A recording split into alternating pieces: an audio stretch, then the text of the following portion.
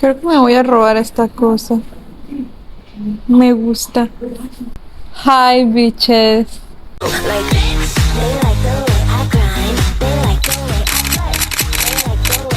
Sean bienvenidos otra vez a esta saga de tragedia y horror que han sido hacer estos videos.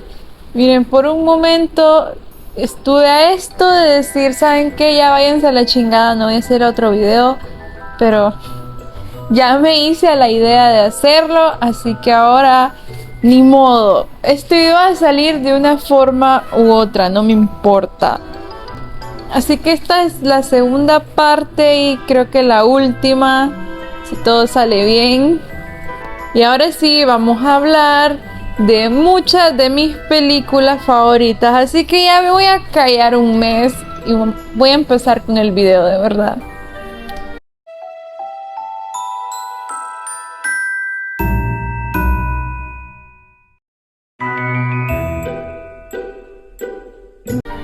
Así que nos quedamos por los 1950, ¿verdad?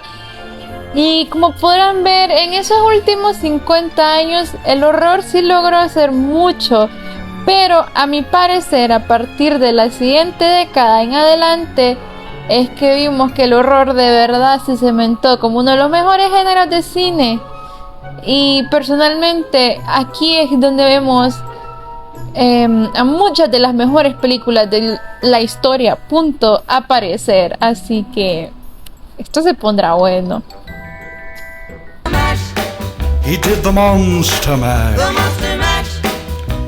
La llegada de los 60 significó una revolución social perpetua que seguimos presenciando aún en este tiempo. La opinión pública cuestionaba todo lo que los 50 nos había enseñado, desde el largo de una falda a la homosexualidad. El gobierno era un ente cuestionable en el que ya no podíamos confiar, y el horror ya no yacía en las apariciones de espantos y criaturas. El horror sería generado por nuestra propia psicología, los horrores de la mente. El terror es humanizado, tanto en la pantalla como en la vida real. Los 60 fueron caóticos y vieron un aumento en reportajes de crímenes violentos y noticias preocupantes. La crisis de misiles de Cuba, asesinatos políticos y conspiraciones, la lucha por los derechos civiles, la Guerra Fría, los horrores de Vietnam. Los filmes de horror que existían fuera del radar del sistema de estudios eran la respuesta perfecta para procesar los tiempos cambiantes. En esta era veríamos los peligros de abandonar la tradicionalidad. El código ya no sostenía ese incesante poder que vimos en las décadas pasadas. Y gracias a esto veríamos cómo el nuevo cine revolucionaría las maneras en las que mostraríamos la violencia y el sexo en la pantalla. Las producciones underground existían fuera del escrutinio y la censura, y gozaban de total libertad creativa que esto les conllevaba. La desnudez y violencia fueron los detonantes en una generación de adolescentes que ya habían crecido para conocer las promesas vacías de los ideales de los 50. Eran más cínicos ante los trucos de títulos choqueantes y trajes de goma. Querían que el horror fuese real, creíble, sofisticado, mejor hecho. Querían ver a la sociedad verdaderamente ridiculizada en cámara. Al pasar 20 años sin poder apreciar un ataque nuclear, el concepto de la Guerra Fría se fue enfriando. Así como la paranoia de los efectos de la radiación. Los aliens no llegaron, supuestamente. Las bombas tampoco. Entonces, ¿ahora qué? El horror pasaría de temerle a una fuerza externa a adentrarse en la psique social, las tradiciones, los estereotipos y lo prohibido. Después de todo, en esta época reinarían las contraculturas. Cada década tuvo su respectivo espanto. Ahora es tiempo de espantarnos con nosotros mismos. Las películas de horror de los 60 te obligarían a mirar en el fondo de tu subconsciente para espantarte con su contenido. We all go a little mad sometimes.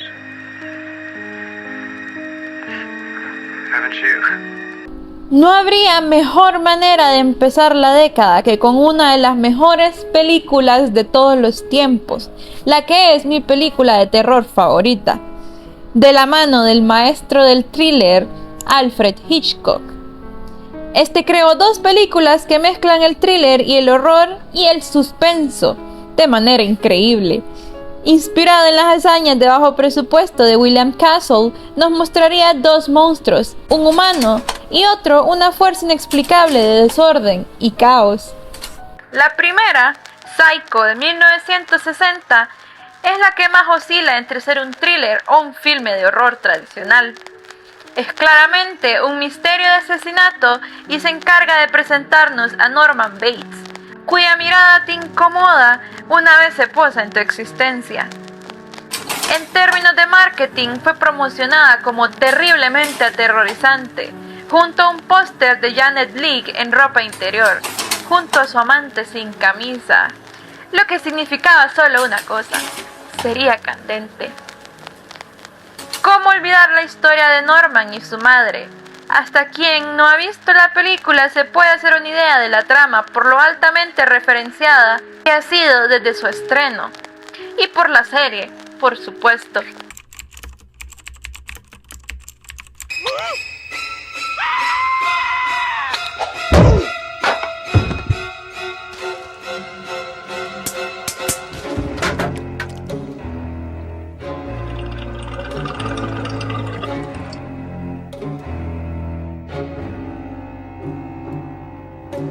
¿Qué dices, madre?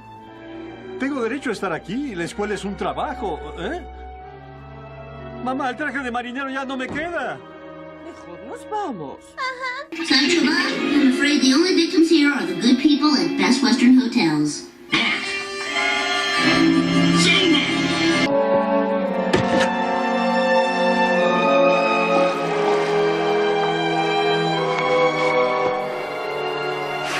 La escena de la ducha es quizá una de las piezas de cine más icónicas en toda la historia del cine.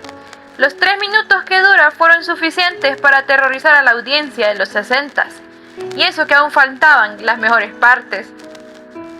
Al ser filmada en una serie de tomas de cerca de corta duración, Hitchcock, en sus propias palabras, transfiere la amenaza de la pantalla a la mente de la audiencia, pues lo que está viendo es subjetivo al no presentar la escena en una forma directa.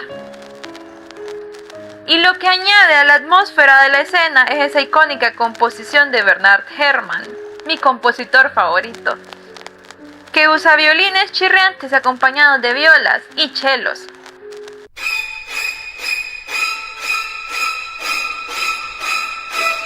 Para la sangre usaron sirope de chocolate que lucía mucho mejor en blanco y negro y que tenía mejor densidad que la sangre falsa. Y para simular el sonido del cuchillo atravesando el cuerpo, acuchillaron a un melón, muchas veces. La existencia de esta película es una contrariedad total al código desde el inicio, en el que vemos a Marion y a Sam en la cama juntos, ella apareciendo en brasier. Esto, de acuerdo al código, era tabú. Mostrar a una pareja no casada en la misma cama, sobre todo porque Sam aún no se había divorciado de su esposa para estar con Marion. Otro aspecto, aunque quizás no tan bien representado según los estándares de la actualidad, es la inconformidad de género, con el personaje de Norman vistiéndose y hablando como su madre. Se creía que Anthony Perkins era gay, aun cuando se casó con una mujer y nunca salió del closet. Y Hitchcock ya había jugado con la sexualidad de sus personajes, como en la película, otra de mis favoritas, Rope, y Two Strangers on a Train. Irónicamente, con todos estos temas, una de las cosas que más les molestaba a los censores era una toma de Marion jalándole la cadena al inodoro con su contenido a la vista, debido a que en la televisión y TV mainstream jamás se había mostrado tal cosa. Aún así, se convirtió en la segunda película más taquillera de los 60s, la primera fue Spartacus, y la más económicamente exitosa de la carrera del director, y fue nominada a 4 premios de la Academia. Otra rara aparición del horror en los Oscars. Después de este tremendo éxito, Hitchcock pasó a filmar The Birds, su siguiente película, una adaptación de la historia de Daphne du Maurier. Los protagonistas de esta, las aves, representan un nuevo tipo de monstruo que no necesita ser un gigante para demostrar la desollante fuerza de la naturaleza. Parte del suspenso es que nunca se revela la razón detrás de su violencia, pero lo último que buscas en una horda asesina de pájaros es una razón de por qué lo están haciendo. Utilizaron trabajo de pantalla azul y animación de parte de técnicos de Disney, que debido a las limitaciones no ha envejecido con gracia. Y el filme como tal nunca fue lo que el director envisionaba, en parte por el guión. Sobre todo si tomas en cuenta el tratamiento que recibió su protagonista, Tippi Hedren, en la filmación, y por parte de su obsesivo director al dejar que los pájaros la atacaran de verdad.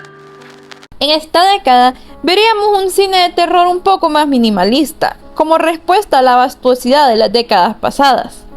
Son historias simples que dependen de la capacidad de la audiencia de adentrarse en la fantasía que están proponiendo.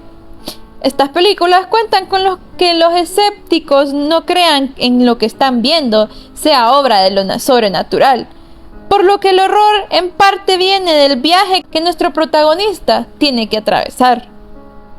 Destruye lo familiar, trayendo a colación lo extraño, que por ser desconocido, da miedo. Claro, su terror será diagnosticado como un resultado de la histeria, pero las fuerzas de la locura y quizá maldad siempre triunfarán al final. Usualmente lo vemos acompañado de una protagonista femenina, usada como el vehículo para contar una historia de precaución para el resto de la población femenina, de lo que podría pasarles si ceden a los cambios de una nueva era que trata de desintegrar el orden establecido. Todas las historias de fantasmas tienden a retratar una amenaza ambigua que busca cumplir con el deseo sadista de ver una hermosa mujer sufriendo. No son la chica final, para eso falta una década, sino como una especie de sacrificio. Un claro ejemplo de esto fue la adaptación de 1961 de la novela de Henry James, La Vuelta de Tuerca. Esta nunca deja en claro si los hechos son producto de una especie de psicosis o de una clásica granja embrujada. La adaptación al cine de Innocence se acerca más a la teoría de los fantasmas, pero deja suficiente suspenso para que esta no sea la respuesta definitiva en la mente del espectador. Lo que más disfruto de esta cinta es el guión escrito por Truman Capote, que le añade el terror sugestivo del gótico sureño.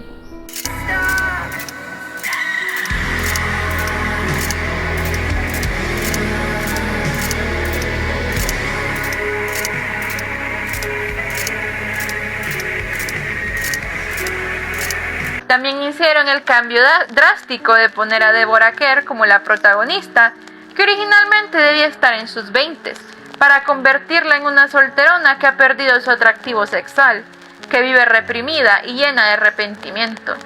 Es la mujer al borde, un personaje típico de la década.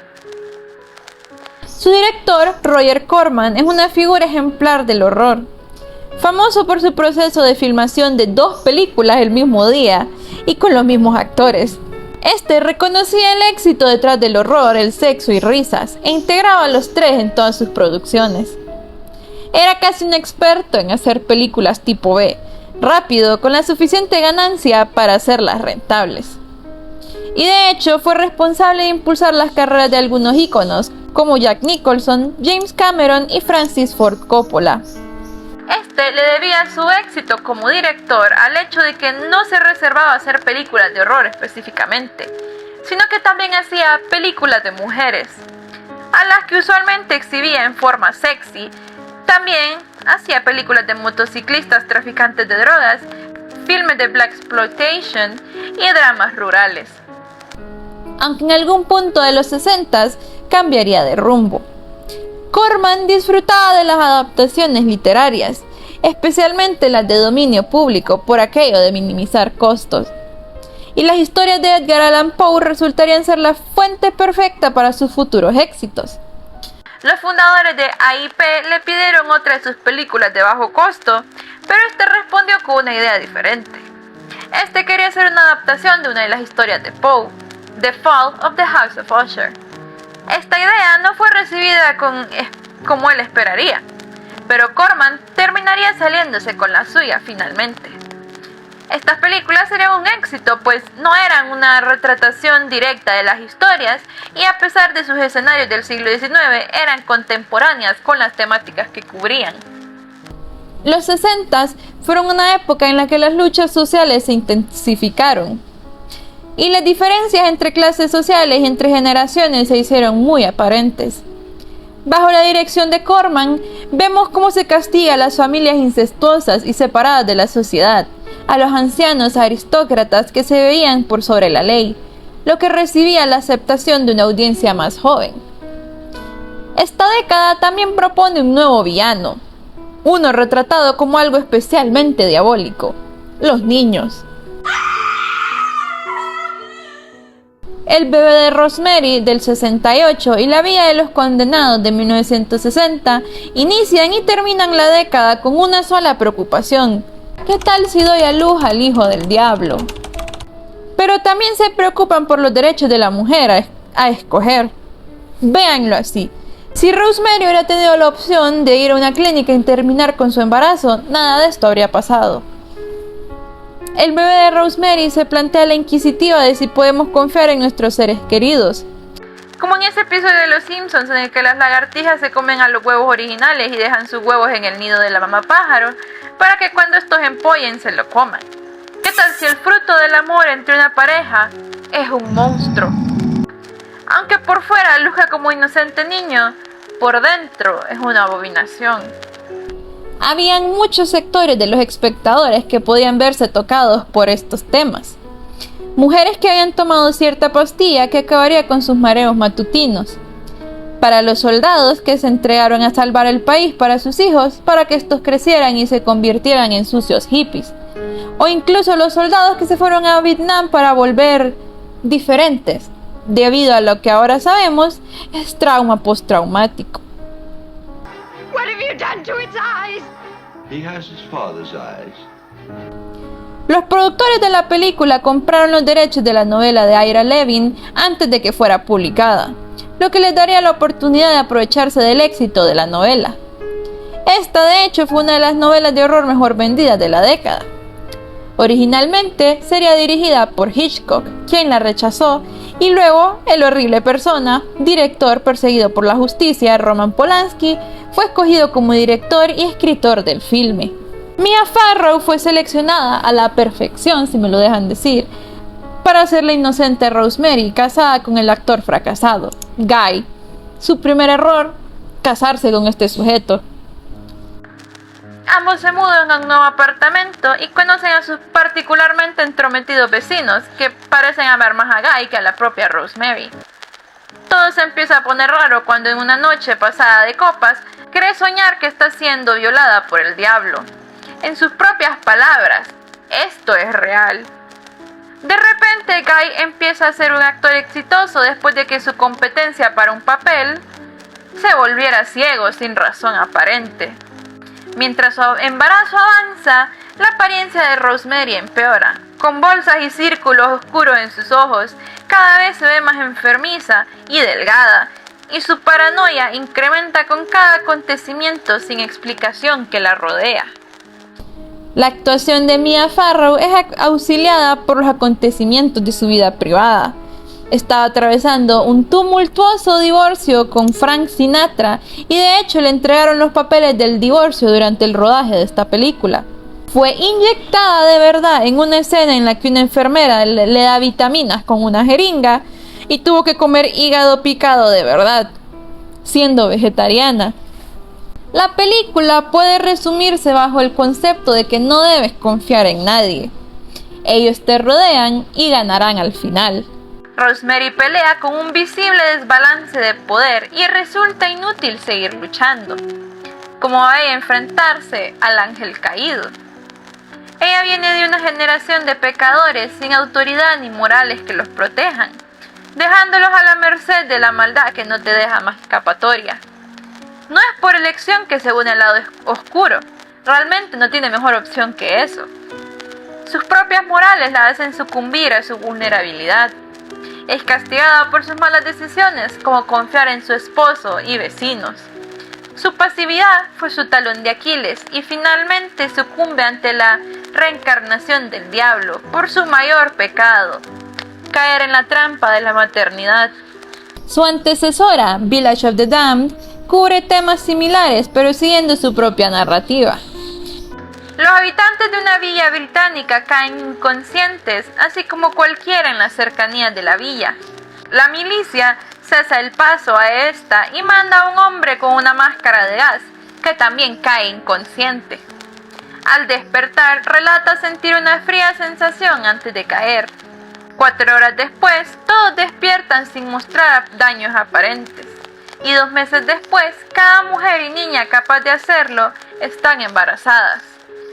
Dan a luz al mismo tiempo a fetos de 7 meses, aunque el periodo de gestación fue solo de 5. Todas dan a luz el mismo día a bebés extraños de mirada penetrante.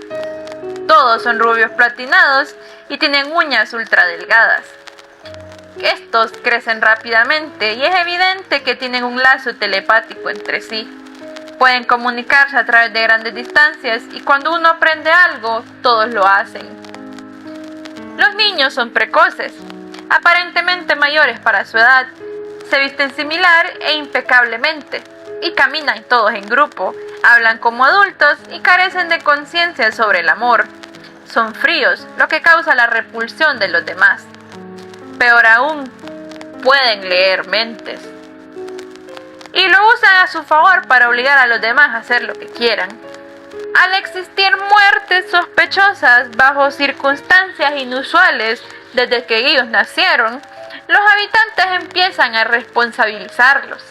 Y sus dudas son aclaradas cuando los ven matando a un tipo al hacerlo chocar su auto con una pared.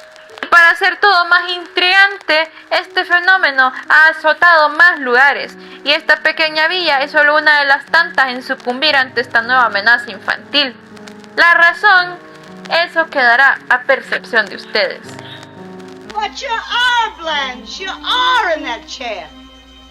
Una de mis películas favoritas de esta década, no solo por las actuaciones, sino por todo el lore que la rodea, es Whatever Happened to Baby Jane.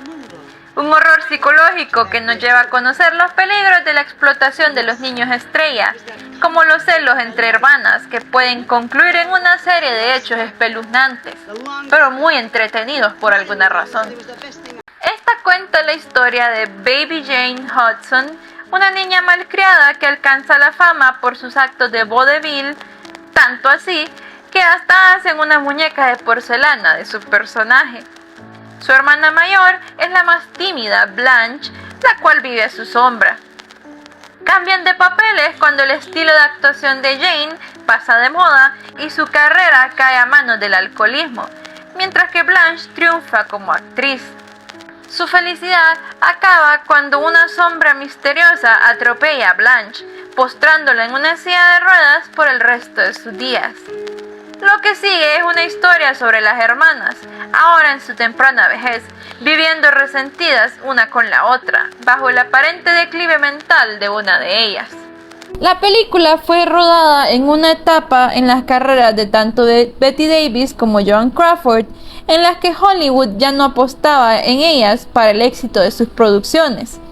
Es más, ni siquiera querían escogerlas para la película, lo cual hubiera sido terrible porque ellas cargan todo el filme en sus espaldas y cada una hace su papel de manera excelente. Y Davis, sobre todo, presenta una villana atemporánea y emocionalmente abusiva, de mis favoritas. Jamás olvidaré la escena en la que le lleva la cena a Blanche y le sirve su propio periquito en una bandeja de plata. Jamás he reído tanto en toda mi vida. Y ese maquillaje que usa en toda la película como testamento de que nunca supo cómo seguir adelante después de su éxito en la infancia. Nada es sutil. La película te da todo de sí misma y nunca para. Y cómo olvidar las historias de detrás de cámaras. Las actrices famosamente se detestaban profundamente e hicieron del proceso de filmación un infierno viviente. Davis pateó de verdad a Joan en una escena y como venganza, esta supuestamente se llenó de metales pesados debajo de su ropa para la escena en la que Betty debía cargarla, ocasionándole molestias en la espalda. Y su disputa nunca acabó. Para cuando Joan murió, todo lo que Betty tuvo que decir fue: Joan Crawford murió. Bien.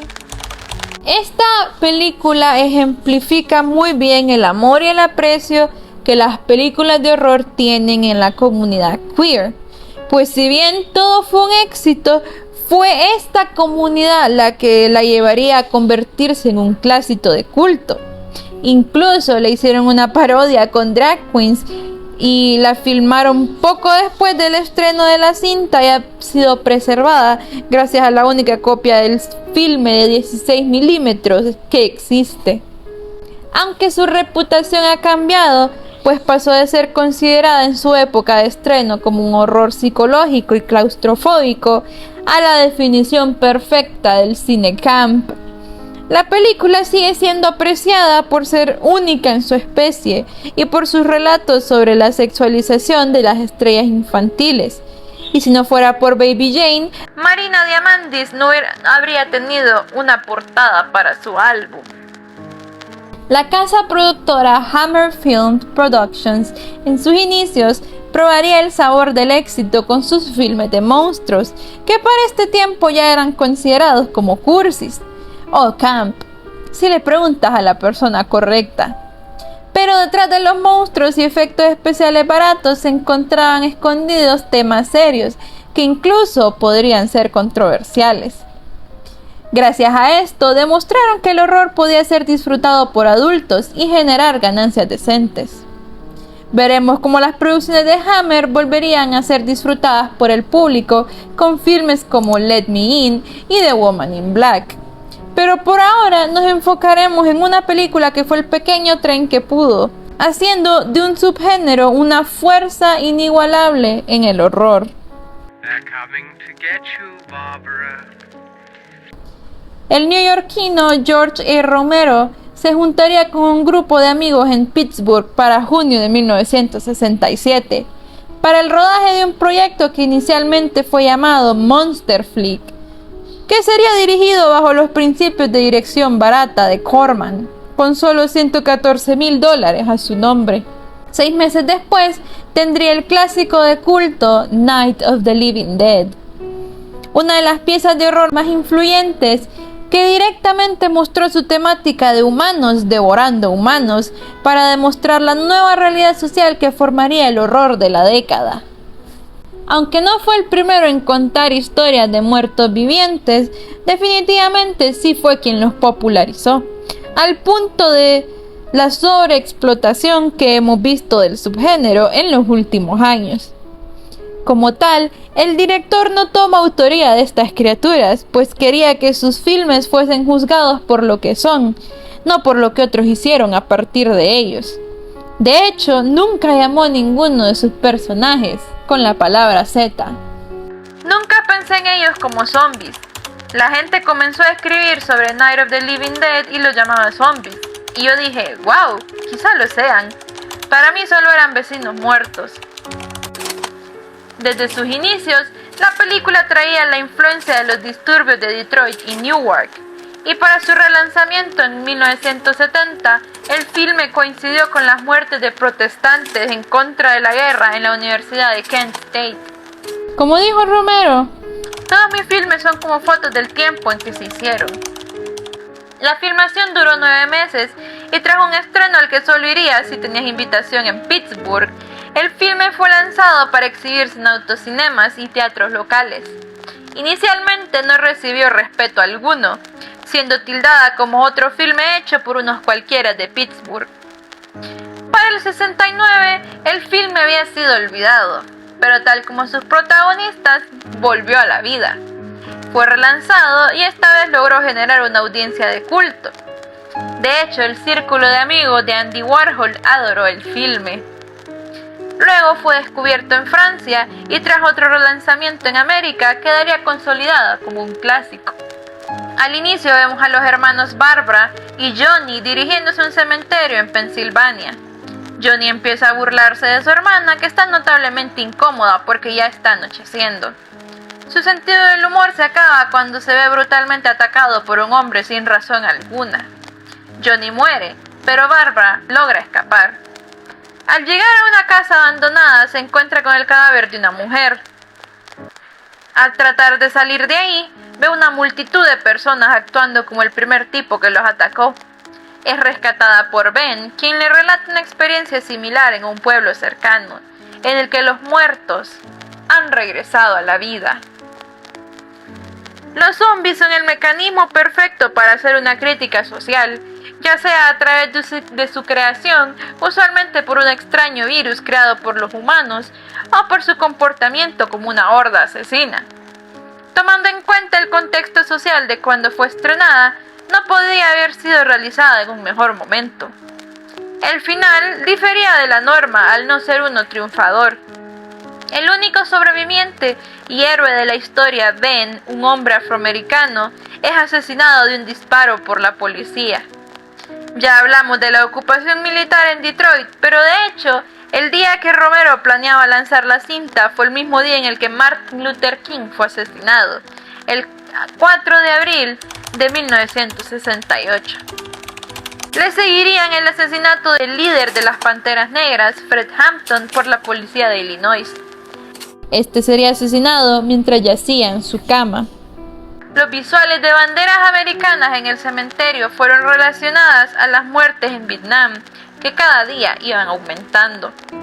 También podemos ver los reportajes en los noticieros de la película que hablan de una epidemia de asesinato en masa por asesinos no identificados, que serviría como un recuerdo de los horribles asesinatos de la familia Manson. Fue en parte por todo esto en perspectiva, no solo por su violencia, que resultó tan horrorífica para las audiencias.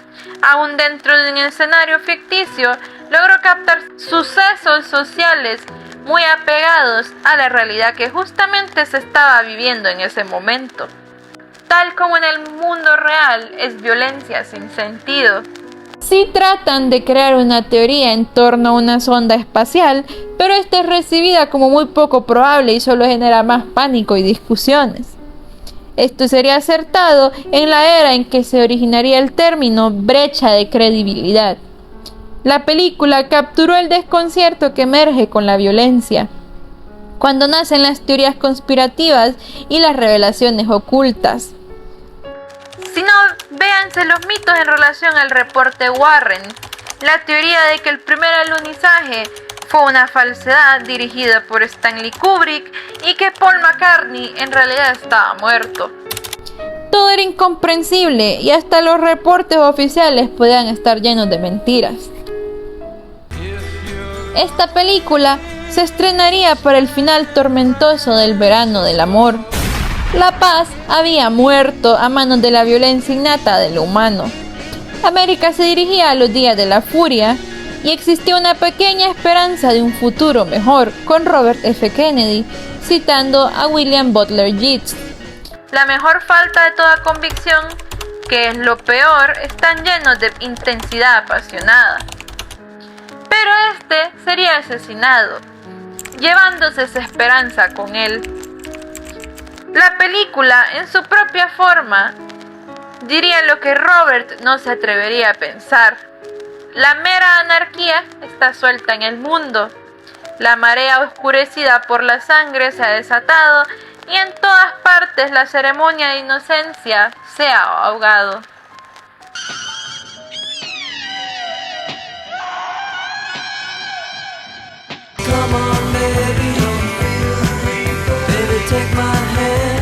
Los 70s son mi década favorita para el cine, para el arte en general, y siento que tanto la música como el cine jamás volverán a alcanzar la grandeza que tuvieron en estos años.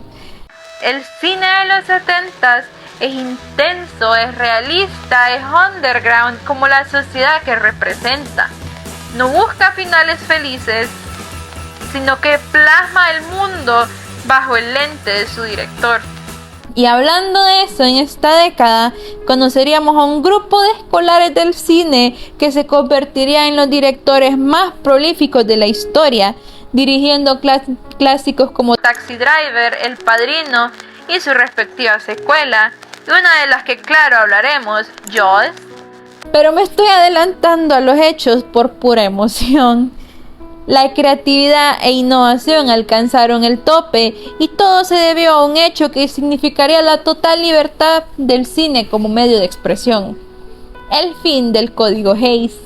Ya hemos visto que los directores lograron encontrar maneras de darle vida a sus historias circunnavegando las limitaciones del código. Lo más mínimo podía ser vetado, desde una pareja besándose, actores fumando, la mera implicación del sexo. Los personajes homosexuales eran descritos con palabras en código, como pansy o dandy, para insinuar su sexualidad sin hacerla latente. Con el tiempo, esto perdió la credibilidad. Sobre todo con la era del French New Wave y los filmes indie y europeos a los que muchos actores americanos emigraron. Para 1959 declararon que las películas aprobadas podían tocar cualquier tema, menos la homosexualidad. Este fue el mismo año en el que se estrenaría la comedia Some Like It Hot, con Jack Lemmon y Tony Curtis vestidos de mujer, lo cual tenía subtonos altamente prohibidos, sobre todo el final. El filme fue un éxito, lo cual fue un insulto, pues no habían sido aprobados. En 1963, el presidente de la MPAA, Eric Johnson, murió, lo que desataría un problema de lucha de poder entre los miembros de la organización, por lo que el código fue aplicado muy erráticamente. En 1966, Jack Valenti fue escogido como la nueva cabeza, un fuerte oponente del código, el cual empezó a trabajar en un nuevo sistema de censura que disminuyó las restricciones. Cuando Warner Bros. Estrenó Who's Afraid of Virginia Woolf en 1966, esta fue la primera película que incluía la etiqueta de sugerido para audiencias maduras. Existía división sobre cómo censurar el lenguaje explícito del guión, pero igual recibió la aprobación del código. Para este mismo año, el código sería reemplazado por una lista de 11 ítems que detallaban los límites de un nuevo código apropiado para las audiencias adultas. Con esto, la MPAA empezó a clasificar los filmes con su sistema de rating, el cual fue instaurado el 1 de noviembre del 68. Piensa en algunas de las películas de los últimos años de los 60. Las más famosas, por mencionar algunas, fueron Bonnie y Clyde, Barbarella, Blow Up, Who's Afraid of Virginia Woolf, Bullet, Easy Rider. Todas tienen algo en común, y es que son como mostrarle el dedo de en medio a la censura. Están llenas de sexualidad, violencia, armas, drogas, asesinatos e incluso algunos desnudos. A mediados de los 60 vimos la llegada del nuevo Hollywood, motivado por la contracultura e influenciado por el neorrealismo italiano y el New Wave francés. Este trajo consigo un cine enfocado en los nuevos cineastas y abandona las grandes casas productoras. Toca temas controversiales y renueva los anticuados géneros que habían caído en los clichés como los westerns o los noirs. El nuevo Hollywood es como una protesta contra la rigidez en la que se encontraba la industria para esa época. El cine es para todos y todos deberían poder contar las historias que quieran y como quieran. El viejo Hollywood conocería su fin cuando, en la noche de los Óscares de 1970, Midnight Cowboy, una clara representación homosexual, ganó el premio de mejor película venciendo a un musical, Hello Dolly, y una película histórica, Anne of a Thousand Days. De esta manera, inicia una de las mejores décadas del horror que ahora sí te arrancaría los dientes uno a uno pero de terror. Todo era un desastre, pero cuando la sociedad se va al caño, las películas de terror se ponen mejores. Las películas de horror de los 70 reflejan una sociedad en decadencia. Después de que muriera el optimismo de los 60, la fiesta oficialmente había acabado. Se mantiene el consenso comunal de que para cuando llegaron los crímenes de la familia Manson en el 69, el verano del amor llegó a su abrupto final. Para esta nueva década, los Beatles habían tomado cada quien su camino, los íconos del rock como Janis Joplin y Jimi Hendrix habían muerto, y políticamente hablando no sabrían ni por dónde empezar. También vimos un incremento de la codependencia de los sedativos para lidiar con todo aquello. Se podría decir que la consecuencia de la década del yo se reflejaría en la era de depresión de los 70. Los 60 se encargaron de devolverle su puesto en la cultura, o mejor dicho, en la contracultura, al horror. Ahora no estábamos hablando de una industria underground. En esta década veríamos a los directores de renombre adentrarse en el horror, lo que atraería los gordos bolsillos de los estudios, y también recibiría la aclamación de los críticos. Esta fue la década en la que el horror se ganó el respeto que todos le debían. El caso de Roe contra Wade fue un famoso litigio judicial estadounidense de 1973. La Corte Suprema dictaminó que la elección de una mujer para abortar, sin encontrarse con restricciones excesivas, estaba protegido por la Constitución de Estados Unidos. Este anularía muchas leyes en referencia al aborto, provocando una controversia nacional de si este debería ser legal y bajo qué límites, así como el papel que tendría tanto la religión como la moral en la esfera política. El debate en torno al derecho de escoger generó paranoia. Ahora existía una gran variedad de métodos anticonceptivos, lo que significaba que tener hijos no sería algo dirigido por la suerte, buena o mala, dependiendo de quién le preguntes. Ahora cada pareja tenía la oportunidad de planear en torno a su realidad. Técnicamente esto debía disminuir la cantidad de niños no deseados, ¿cierto? Y esto vendría muy bien dado las amenazas cada vez más claras de la sobrepoblación y los desastres ambientales. Claro, para quienes se preocupan por este tipo de cosas. Pensándolo bien, con un mundo yéndose a la verga, ¿realmente era buena idea tener hijos? ¿Acaso sus bebés nacerían con alguna mutación rara a causa de los contaminantes del ambiente, o los medicamentos les afectarían aún antes de nacer? Esta era del horror hace evidente su temor a la maternidad, sobre todo aquella que resultaba desastrosa, dolorosa e incluso fatal. La talidomida fue una droga esencial de finales de los 50 y principios de los 60 para combatir los vómitos diurnos en mujeres embarazadas. Con el tiempo se volvería claro que su uso resultaba en severos efectos de nacimiento, de los que sufrirían cientos de niños. Esta fue prohibida en varios países, aunque siguieron usándola para tratar la lepra y el mieloma múltiple. Incluso en zonas rurales de los que difícilmente se lleva registro, el uso de este medicamento en mujeres embarazadas con lepra sigue siendo el resultado de bebés con malformaciones. Se estima que en total afectó a 10.000 personas, de las cuales 40% morían después del nacimiento. Los bebés que sobrevivían tenían defectos de la vista, musculares, del tracto urinario y del corazón. El daño en Estados Unidos fue menor debido a que se negaron a aprobar en su totalidad la medicina hasta no poder hacer más estudios. Aún así, ya se habían distribuido alrededor de 2.5 millones de tabletas entre 1.000 doctores durante un programa de prueba.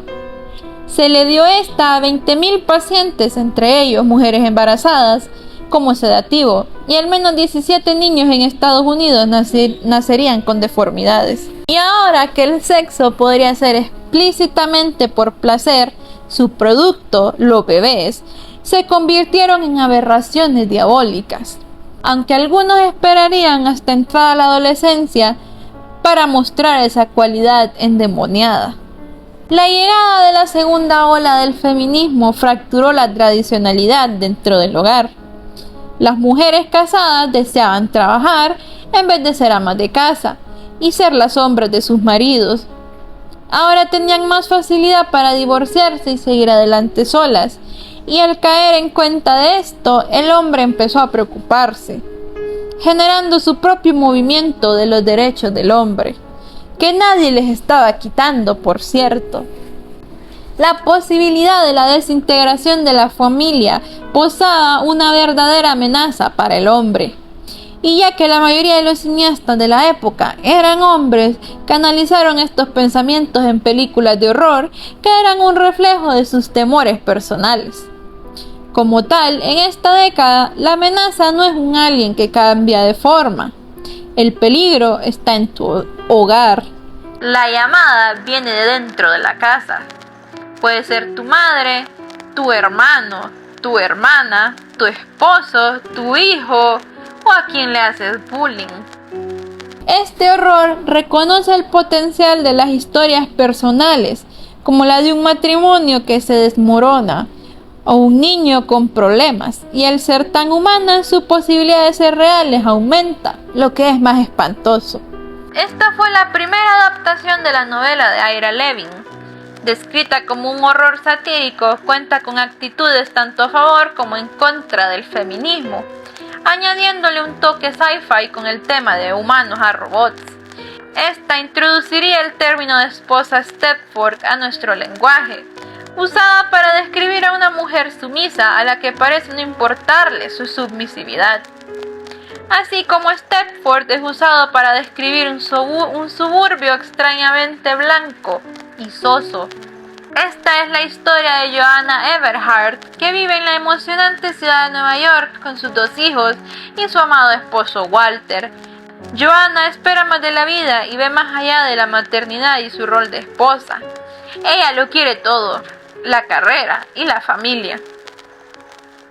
Pero al recibir la noticia de que Walter ha decidido que tienen que mudarse, esta no tiene más opción que obedecer. Estos se encuentran en su nuevo hogar en Stepford, Connecticut. Esta es idílica, poblada de grandes casas ocupadas exclusivamente por familias blancas de media clase. Las mujeres de Stepford poseen una calma exasperante. Son inmaculadas, dedicadas de lleno a atender las necesidades fútiles de sus esposos e hijos. Los patriarcales de la zona se reúnen en una casa siniestra para beber brandy y fumar, y para comparar a sus esposas antes de llegar a Stepford. Estas solían ser ingenieras, escultoras e incluso diseñaban robots. Y Walter, que no podía ser tan bueno después de todo, les comparte su creciente preocupación de la desintegración de su vida familiar debido a las malvadas feministas que quieren que los hombres laven los platos. La película arroja una increíble ironía cuando es la maternidad de Joanna y su preocupación de abandonar a sus hijos lo que sella su destino. Pudo escapar, pero volver por ellos significaría su perdición. Los críticos de la película, en su mayoría hombres, detestaron esta. Pensaban que había tocado sus temas sin un gramo de sutileza.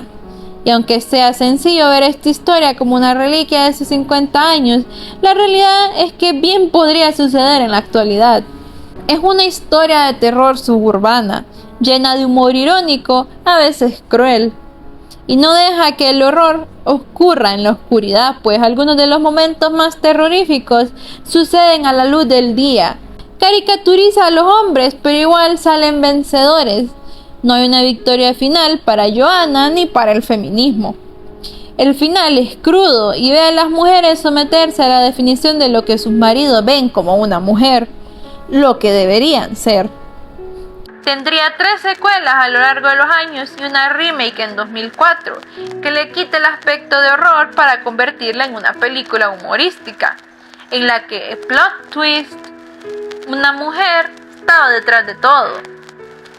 Esta versión, a su vez, pero no intencionalmente, muestra los horrores del posfeminismo. También hemos visto cómo ha servido de inspiración para otras historias no tan ejemplares, desafortunadamente, como Don't Worry Darling en 2022. El director canadiense David Cronenberg es considerado uno de los genios del horror, conformando el trío de las 3 Cs junto con John Carpenter y Wes Craven.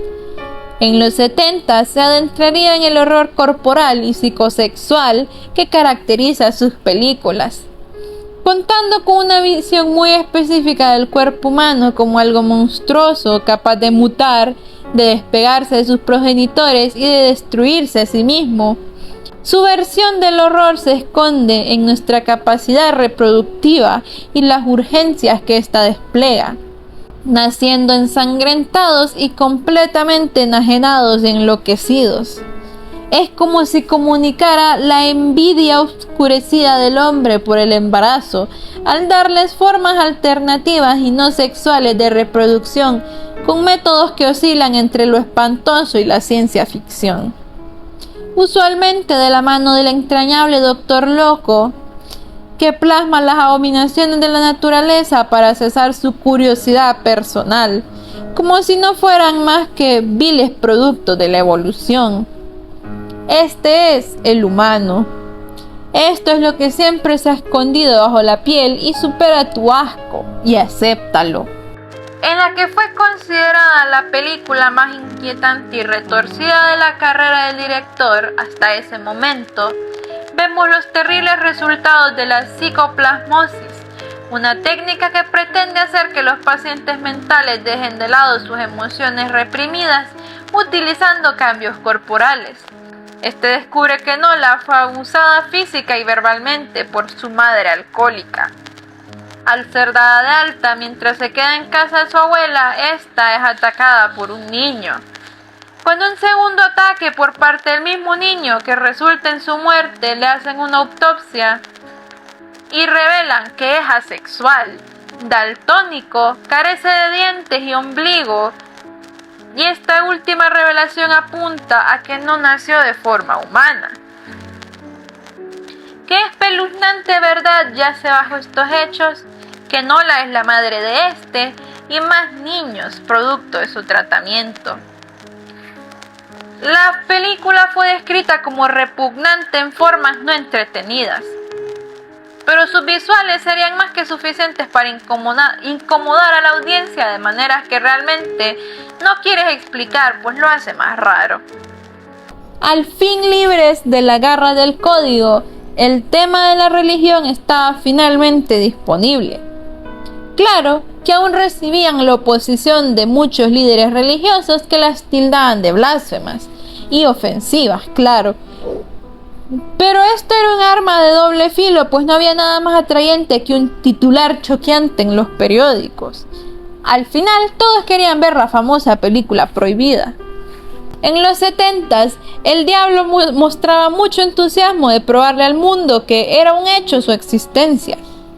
Los directores aceptaron la oportunidad de personificar brujas, demonios y rituales a la luz de la luna. Estos temas encajaron a la perfección con la nueva aceptación de la sexualidad y el creciente interés sobre las historias de antihéroes. Para quienes habían tenido una traumatizante crianza altamente religiosa y estricta de la mano de la monja abusiva y párrocos cuestionables, este sería el momento de lograr catarsis al reescribir las enseñanzas sobre demonios. Véanlo como sanar a tu niño interior al pisotear un símbolo que oprimió toda tu infancia. Veríamos las mismas tropes esparcidas en estas películas como adoradores de Satán, vírgenes vestidas de blanco, niños poseídos, conventos que escondían mucha represión sexual y la invocación de quién sabe qué deidad a través de ritos antiguos. Estos lograban atraer mucho público y si tu filme incluía palabras como demonio, sangre, satán, bruja, demonio, orgía o culto, tendrías asegurado un cine lleno un sábado por la noche. todos hemos oído de la separación del Estado y la Iglesia, ¿cierto? Para 1966, la portada de la revista Time leía "Is God Dead?", plantando en todo el que estuviese prestando atención la semilla de duda que junto con estas películas desatarían una crisis de fe. What an excellent day for an exorcism. You'd like that? Intensely. Traté de hacer un filme sin ningún sentido de estilo, sin sentido de hacer algo que sería remotamente clasificado como una película de horror o un trabajo de fantasía. Traté de hacerlo tan realista posible. A lo sumo creo que podría ser llamado un trabajo de lo inexplicable. Ahora acepto que El Exorcista sí pertenece en el género del horror. En aquel tiempo no lo hice. La película del Exorcista está basada en la novela de William Peter Blatty y es considerada una de las mejores películas de horror de la historia. Resultó muy entretenida para los escépticos y estremeció el mundo de los fundamentalistas, y los exreligiosos corrieron a la iglesia buscando la protección en su respectivo Dios. El público amó aterrarse con esta película y fue amada por la crítica, reflejándose en las 10 nominaciones al Oscar que recibió, incluyendo una para su joven protagonista, Linda Blair. Fue estrenada en diciembre de 1973 con las filas en los cines de hasta 5,000 personas. Contando hasta el 2019, ha recaudado $441 millones, siendo uno de los grandes éxitos de Warner Brothers. El autor de la novela basó su historia en un hecho de la vida real de un exorcismo de 1949, reportado por el Washington Post. Este fue hecho a un niño de 14 años que después se convertiría en uno de los responsables del éxito de la misión de Apolo 11. Así que no se preocupen, si en algún momento los posee un demonio, aún tienen el chance de lograr un mejor futuro. Creo que para este punto todos conocemos la trama de la película, pero por si las moscas, se las resumo igual. Durante una excavación arqueológica en Irak, encuentran un amuleto parecido a un demonio que el padre Merrin había previamente exorcizado. Luego conoceremos al padre Damien, quien duda de su fe al ver la enfermedad terminal de su madre. Chris MacNeil nota cómo su hija empieza a mostrar cambios perturbadores que son atribuidos en primera a una lesión cerebral, lo que no resulta ser el caso.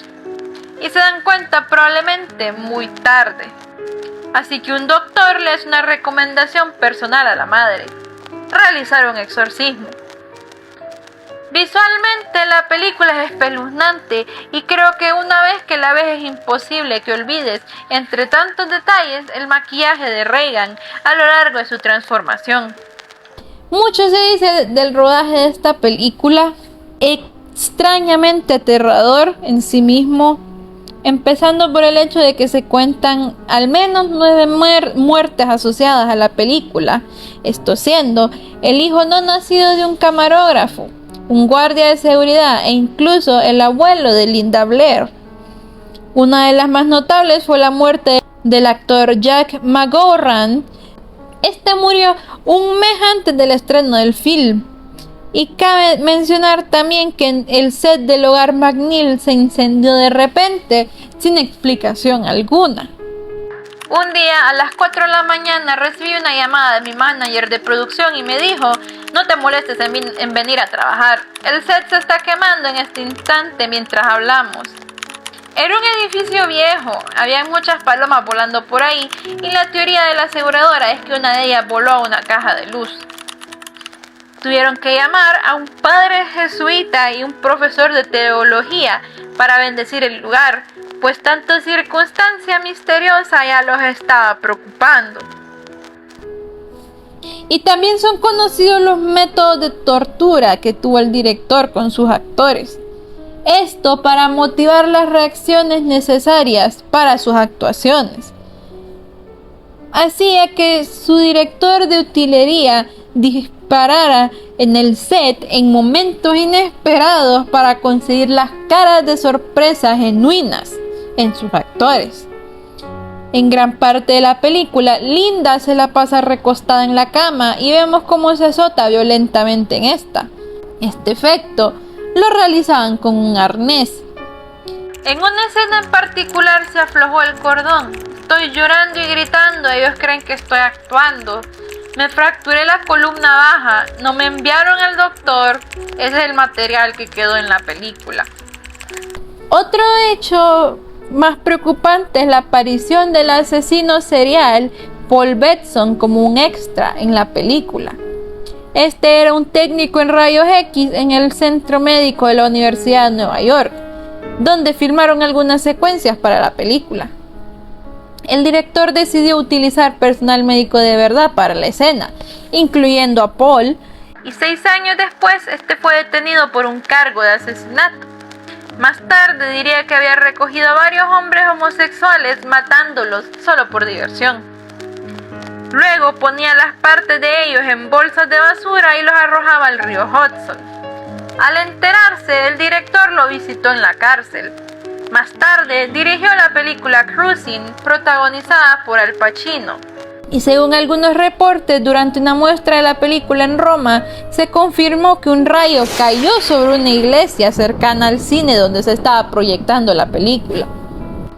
Dado el estremecedor éxito de ella, muchos directores quisieron emular este nivel de iconocidad cultural y las ganancias, claro. La más notable fue The Omen en 1976, sobre Damien, el supuesto anticristo que hace que sus niñeras se avienten de las ventanas. Esta contó con unas locaciones de primera, un cast de primera, incluyendo al ícono Gregory Peck, una banda sonora ganadora del Oscar y efectos especiales que lucen bastante bien para la época. Y una treta de marketing con predicciones bíblicas sobre el fin del mundo. Esto le valdría de ganar 60 millones en las taquillas. The Wicker Man es otra película que lidia con los cultos religiosos, sobre todo en las tradiciones católicas más antiguas del paganismo, popularizadas por Margaret Murray, conocida como la abuela de Wicca. Basada en la novela de David Pinner de 1967, no fue apreciada en su momento siquiera por sus distribuidores, que lanzaron una versión editada como una película de apoyo para la cinta Don't Look Now. La versión original solo fue salvada porque guardaron una cinta con la versión original. Es considerada como el abuelo del horror del folclore. Así que si te gusta Midsommar, definitivamente debes ver esta película. Me encanta por su final, porque rara vez hay un final feliz en las películas de horror, pero en algunas ocasiones tienen una resolución más o menos agradable.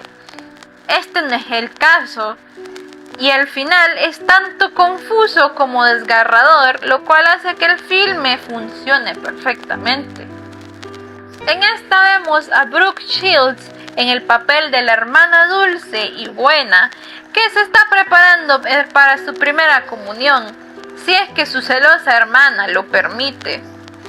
Alice ha sido tildada como una chica problema por la madre superiora de la escuela católica y tiende a desatar su ira contra su hermana. Esta es misteriosamente atacada por alguien usando una máscara, quien la estrangula, la mete a una caja de madera y le prende fuego. Todos explotan en histeria colectiva excepto Alice, que es vista usando el velo de primera comunión de su hermana. Lo que sigue son una serie de matanzas por el mismo asesino enmascarado y todos parecen estar convencidos de que la pequeña niña de 12 años sería capaz de matar. El comportamiento de Alice es atribuido a múltiples factores: el divorcio de sus padres, la culpa católica de su madre por tener sexo premarital, lo que a su vez contribuye a la relación tumultuosa que tiene con Alice. Luego está la tediosa pubertad. Hay una escena en la que le están administrando una prueba del polígrafo a Alice y el oficial dice: ¿viste sus tetas? Y vemos a Alice escapar de las garras de su extraño vecino, y luego descubren que Alice ha empezado a tener la menstruación. sin hacérselo saber a nadie. Alice es solo una niña y aún así todos le temen. Tanto El Exorcista como Alice, Sweet Alice, inician una especie de subgénero del horror en torno a la feminidad. Después de todo, el infierno es la pubertad femenina. Estas chicas bien podrían hacer un grupo con Jennifer Check, Esther y Carrie White para acabar con los imbéciles de su escuela secundaria. Lo maravilloso de muchas de estas películas es que demuestran el aparente poder de una chica adolescente que de alguna forma fractura las creencias inviolables de instituciones como la Iglesia Católica y la familia con muchísima naturalidad.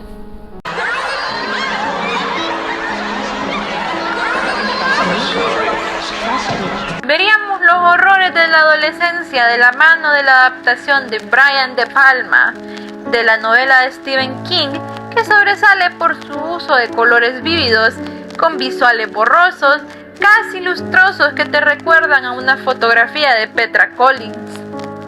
La actuación de Sissy Spacek es lo que hace esta película, mostrando a la perfección lo que se siente ser una adolescente poco comprendida, rechazada por sus compañeros sin ninguna razón. Y es por eso que el fin que estos tienen es catártico en cierta forma, sobre todo para aquellos que nunca encajaron con sus pares en la secundaria. Aparte de darnos una de las secuencias en filme más icónicas en el cine y una de mis escenas favoritas, por supuesto. Necesito una pausa para una bebida.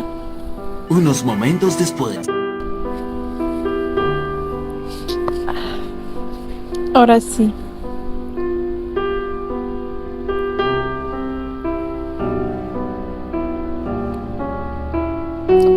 De vuelta a la acción. Los 70s tenían mucho más que ofrecer que solo los niños diabólicos o la religión. Esta década vio la generación de los escolares del cine, los llamados malcriados de las películas, que crecieron con la televisión y el nivel de entendimiento visual que éste les brindó. Así que abandonarían la escuela para tener la rienda suelta y hacer sus propias películas. Estas personas crecieron con los clásicos de Universal, la familia Addams y los Monsters. Por ende, tenían un mejor entendimiento de lo que el público quiere de sus películas de horror. Así que decidieron jugar con los temas que sus predecesores ya habían gastado.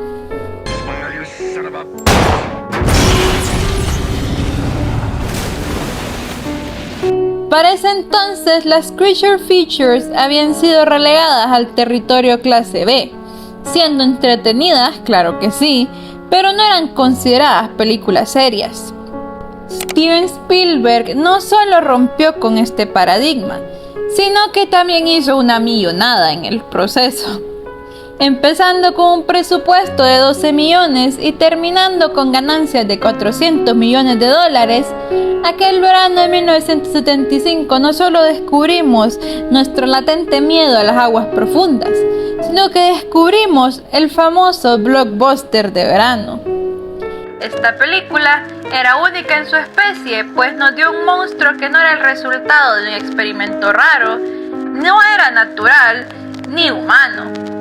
Los tiburones son reales, claramente, y no había nada más parecido a la realidad que los efectos especiales de la película. Y tal como en el océano, hay más de lo que esperarías nadando al fondo de esta película. Muchos la han descrito como una celebración del heroísmo del hombre de clase media. La gran mayoría de los cineastas de la época describían en sus películas una serie de luchas de ellos contra nosotros. Ellos siendo el gobierno, nosotros la contracultura. Jaws sobresale al representar un mal que nos involucra a todos como colectivo. Sin importar nuestra riqueza, nuestro rol en la sociedad o lo que sea, el tiburón igual puede comerte. En general, esta película fue como un saludo a los viejos monstruos de las décadas pasadas y demostró que aún tenían muchos sustos para ofrecer. La amo en parte por eso y por darme la oportunidad de ver a un joven Richard Dreyfuss una y otra vez. Y cómo olvidarnos de su icónica banda sonora.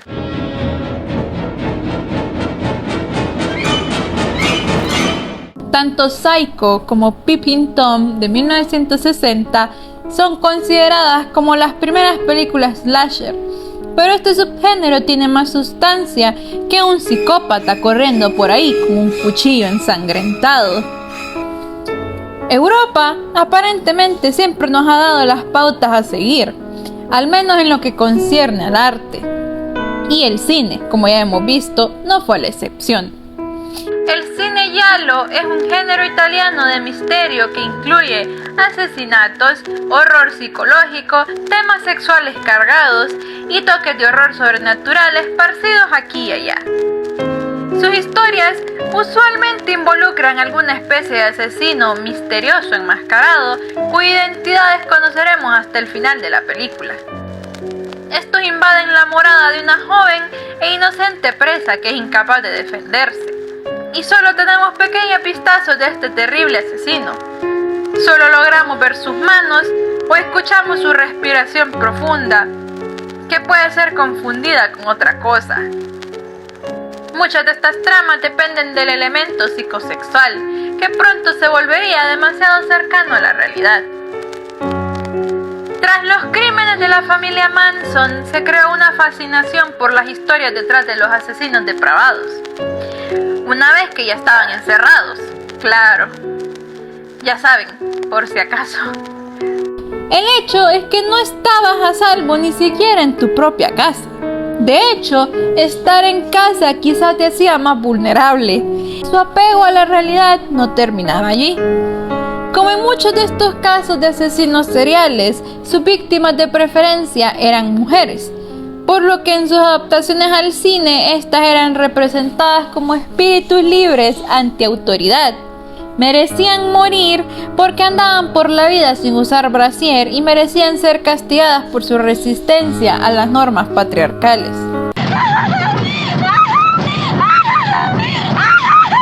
Desde el momento en que inicia la película, mostrando una serie de imágenes de carne descomponiéndose y un pobre armadillo atropellado, pudriéndose bajo el sol tejano, en la carretera nos deja saber algo. Estamos en medio de la nada y todos vamos a morir. Nuestros personajes son como una versión de la pandilla de Scooby-Doo para adultos, que se dirige al cementerio del cual se han estado robando cadáveres. El del abuelo de nuestra protagonista ha permanecido a salvo y de regreso a casa una de las chicas nos lee nuestra suerte, cortesía de una revista de astrología.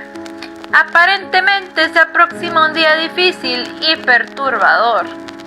Hay muchas red flags del por qué este viaje es una terrible idea, el loco al que deciden darle un aventón, por ejemplo, pero las ignoran y deciden que la mejor idea sería una barbacoa en una casa abandonada, porque ¿quién no ha querido pasar su tarde del sábado de esta manera?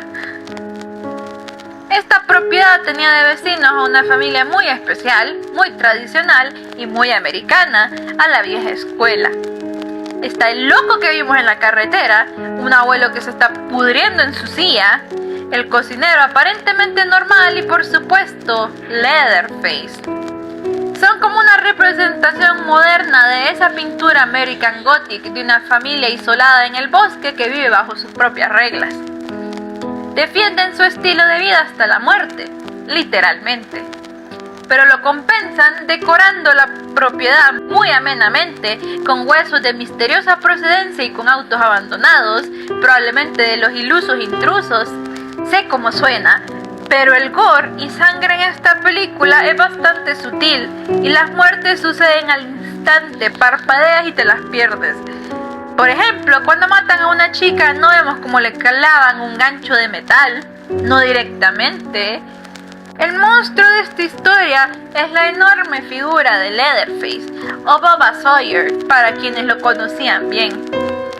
Este nunca habla, nunca revela sus motivos, ni muestra emociones, solo se dedica a agitar su sierra histéricamente. y cubre su rostro con una máscara hecha de la piel de sus víctimas. No necesita saber sus razones para matar. Es un hombre de casi 2 metros con una máscara de piel podrida persiguiéndote con una sierra. El horror es literalmente a propósito. Esta nos da un elemento básico del género con la chica final, Sally Hardesty, la única sobreviviente. Y ya sabemos cómo juegan en estas películas. En una escena, su cabello largo se atora en una rama y casi hace que la atrapen. Quizás su pecado es la vanidad femenina y por eso merece morir. El estilo de filmación solo le atribuye a su estética de un bosque en medio de la nada. No es glamuroso, es como si sucediera en el mundo real, sobre todo por la declaración de los pósters promocionales del que estaba inspirada en una historia real, aquella de los crímenes de Ed Gein, el Leatherface de la vida real.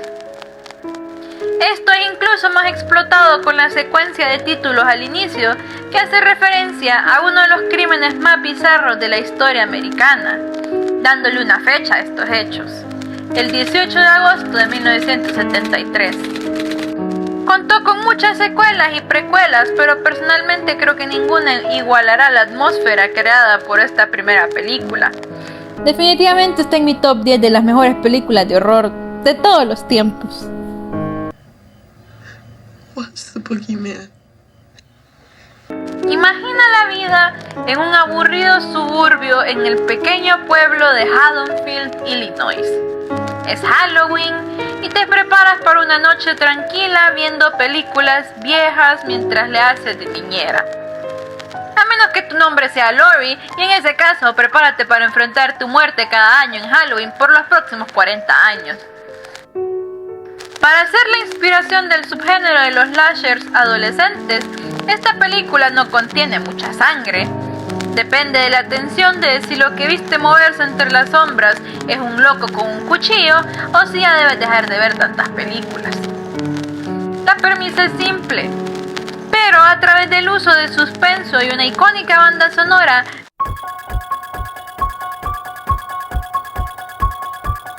la atmósfera que John Carpenter crea fue innovadora en su tiempo. Ahora la mayoría se han convertido en clichés, pero todas van a parar a Haddonfield. Halloween es una pieza de horror icónica por muchos motivos. Para empezar, está el casting de la Nepo Baby original Jamie Lee Curtis, hija de Janet Leigh. ¿La recuerdan de Psycho? Segundo, y quizá más recordado, es su villano, el prácticamente indestructible Michael Myers. Una especie de leyenda urbana que resulta ser cierta. Este asesinó a su hermana 15 años atrás de los hechos de la película, en la noche de Halloween, y ha estado viviendo en un sanatorio desde entonces, hasta la fatídica noche en la que volvió a casa. Será la desgracia de la niñera y notoria virgen, recalcado por sus amigas, Laurie Strode, encontrarse con Michael y tratar de salir viva. Michael es casi sobrenatural. No hay mucha explicación detrás de su matanza o de su apariencia, que cubre con una máscara del Capitán Kirk. El tipo solo quiere matar y lo hará quieras o no. Laurie es la personificación de la chica final. Estas sobrevivientes escapan en parte por rehusarse a tener relaciones sexuales y derrotan su propia ineptitud y salen victoriosas. Hasta que sale la secuela. Halloween estableció la fórmula de la chica final. Son andróginas, menos populares que sus amigos, vírgenes a veces, y dependiendo de tu interpretación representan los constructos patriarcales al triunfar por su pureza y pasividad, o son heroínas que derrotan a un monstruo misógino que quiere penetrarlas con su daga. Esta es una de las franquicias más famosas del horror, contando con demasiadas secuelas para llevar la cuenta, las cuales siguen haciendo hasta el día de hoy. Creo que hemos hablado demasiado de sangre, de vísceras y de asesinos en serie. Pasemos a algo más divertido. I see you shiver with anticipation.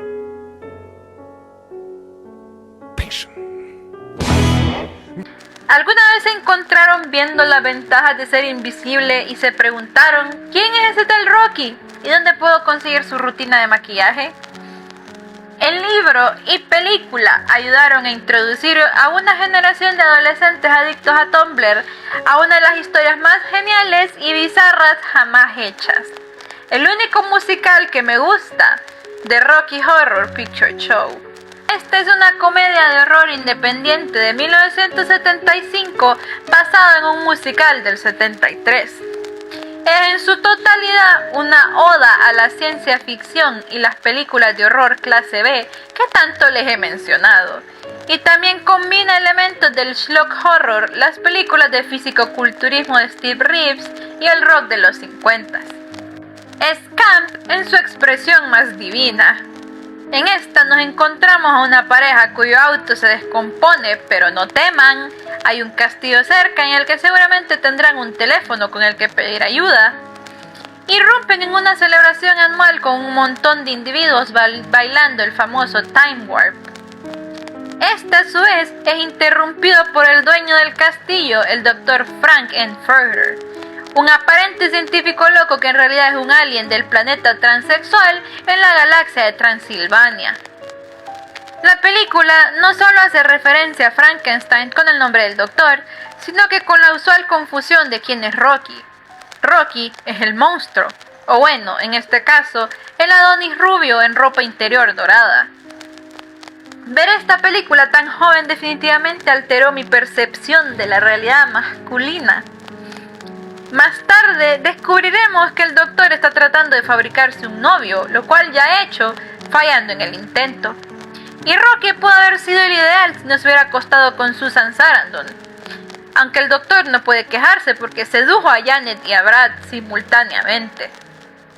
Por alguna razón recibió pésimas críticas, siendo repudiada en un inicio hasta que se convirtió en un éxito de medianoche, literalmente. Gran parte del lore de esta película es la experiencia de verla en el cine. Al diferir de la usual sala en silencio, la interactividad es bienvenida. Creí que exhibían el show de terror de Rocky. Todo inició en el Teatro Waverly de Nueva York, en el que el público empezó a gritar las líneas de la película.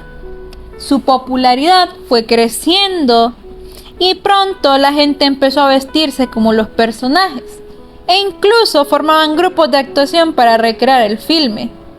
De hecho, ha tenido uno de los lanzamientos teatrales más largos en la historia del cine. Desde su estreno, sigue siendo exhibida en cines y se ha convertido en una especie de tradición.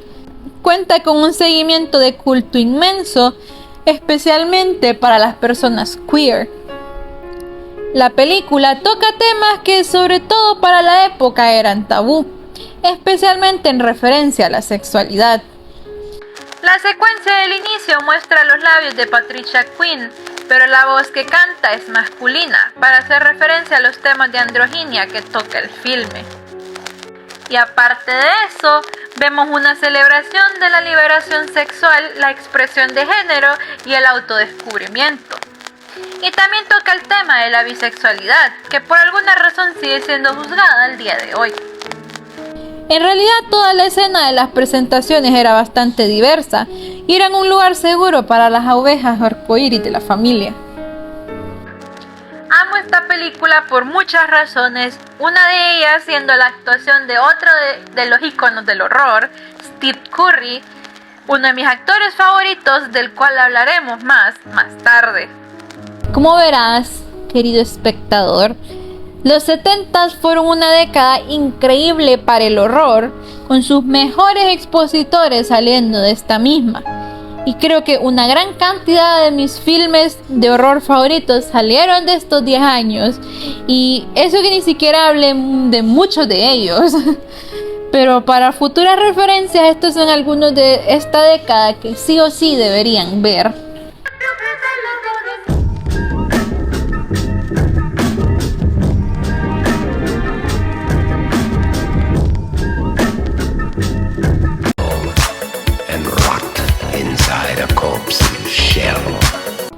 Si hay algo que puedo apreciar, es una buena película de horror corporal con buenos efectos prácticos, y en los 80 se encargaron de darnos suficientes opciones. Esto coincidió con el decadente materialismo de los 80. Había la necesidad de vender, y de por supuesto la de comprar todo lo que tu dinero de Wall Street te permitiera. ¿El cielo es el límite? No. El verdadero límite es el de tu tarjeta de crédito platino. La gente quería más grande, más rápido, más brillante, más sangriento, más asqueroso. Ese era el estado de la sociedad y las películas de horror lo entendieron perfectamente. Ya no busques formas en las sombras, los monstruos están allí frente a ti en toda su gloria, a la luz del día, fuera del closet. Aunque no diferían mucho de los que ya conocíamos, solo que eran más grotescos. Algo que me parece muy intrigante es, como les dije ya anteriormente, la llegada de los lobos fue para contrarrestar los nazis de la Segunda Guerra Mundial. Y aunque la Guerra Fría inició casi de inmediato después del final de la Segunda Guerra, parece haber tenido muchas repercusiones en los 80s, que vio la vuelta al cine de los hombres lobo. Here's Johnny. Otra adaptación de una novela de Stephen King, aunque difiere significativamente del material original. Dirigida por Stanley Kubrick, la cinta se enfoca en el Overlook Hotel, en vez de la familia. Este hotel es como una recopilación de los backrooms unidos para darte el peor ataque de ansiedad causado por la agorafobia y claustrofobia posibles. La motivación detrás de los hechos se ve representada a través de una entidad sobrenatural malvada que se manifiesta en cadáveres en la tina o en una botarga de oso haciendo cosas. Quizá todo es resultado de la pérdida de la cordura de Jack. Quizá todos estamos locos. Mucho trabajo y poca diversión nos convierten en chicos aburridos.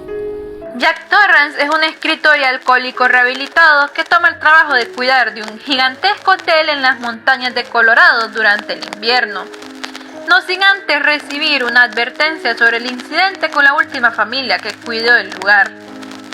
También nos enteramos de que el hijo de Jack, Danny, y el chef del hotel, Dick, comparten una conexión telepática, el Ron.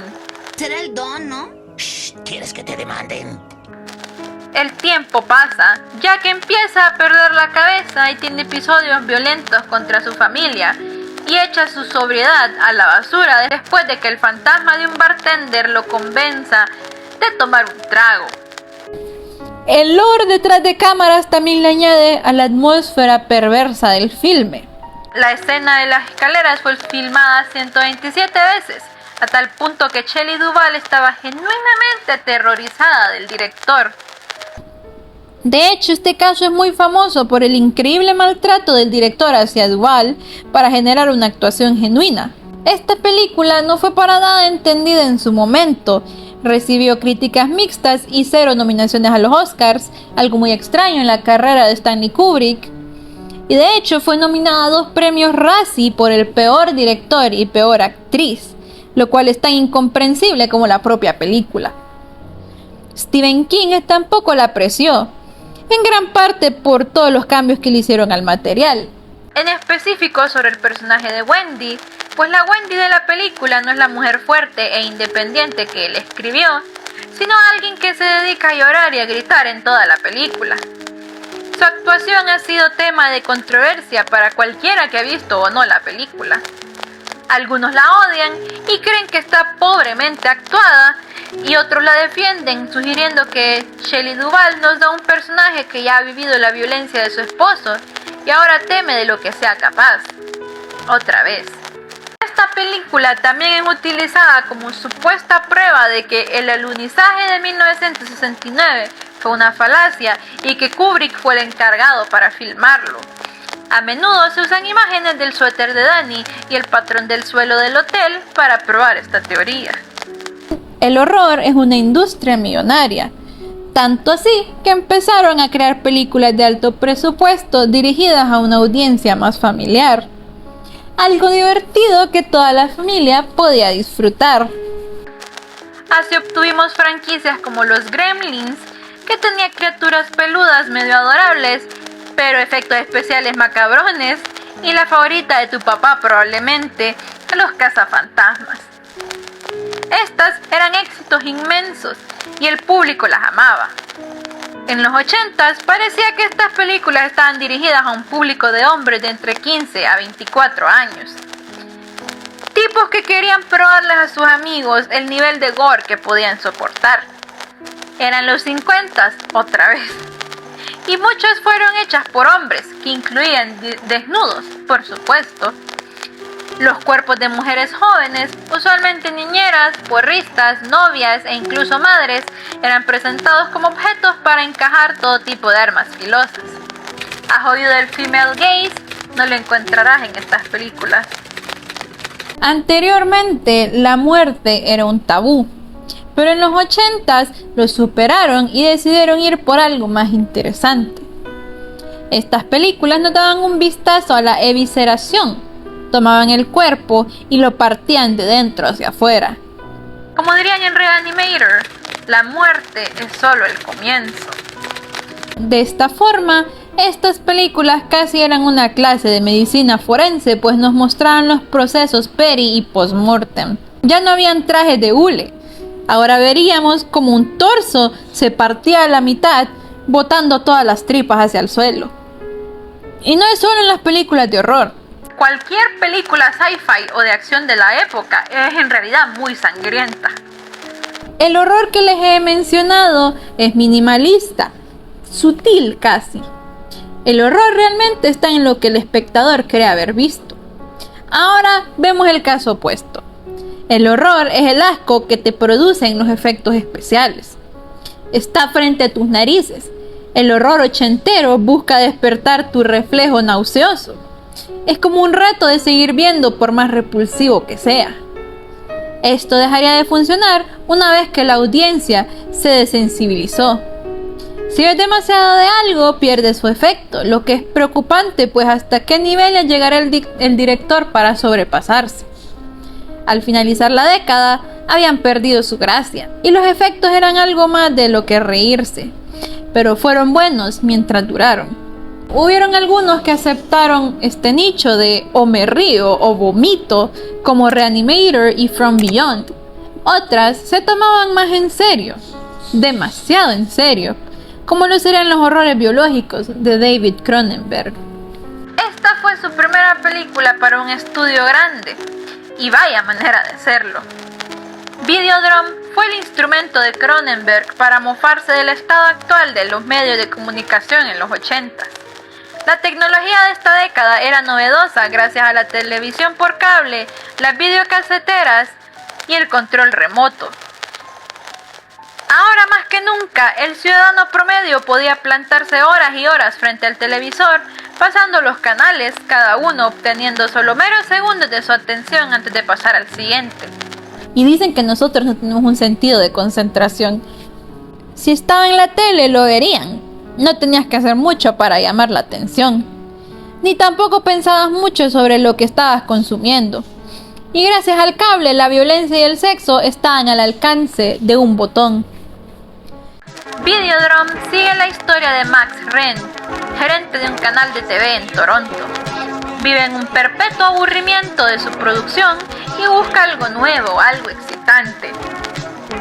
Obtiene justo lo que pidió en Videodrome, una transmisión ilícita de lo que aparenta ser tortura y asesinato en algún lugar en Malasia. Ir en búsqueda del origen del video lo lleva a una esquina muy rara y psicosexual. Empieza a tener alucinaciones de que su cuerpo está transformándose en un VCR humano. Se está fundiendo con la tecnología, cediéndole el control a esta. La cinta fue un fracaso, pero esto no significaría que sería lo último que veríamos del director. Vimos la original en 1958 de la mano de Vincent Price, pero en esta versión vemos la transformación de un científico de un humano a una repulsiva mosca. Su degeneración es gradual.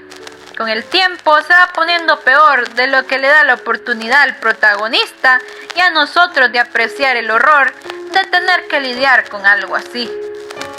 Véase como la modernización del científico loco, solo que Seth Brundle es gracioso, entusiasta y joven que busca impresionar a una chica con su máquina de teletransportación. Lastimosamente termina uniendo su ADN con el de una sucia mosca. Seth se convierte en Brundlefly, lo que representa el proceso de envejecimiento, la apoderación de una enfermedad sobre el cuerpo humano. Subconscientemente este horror corporal nos afecta a todos.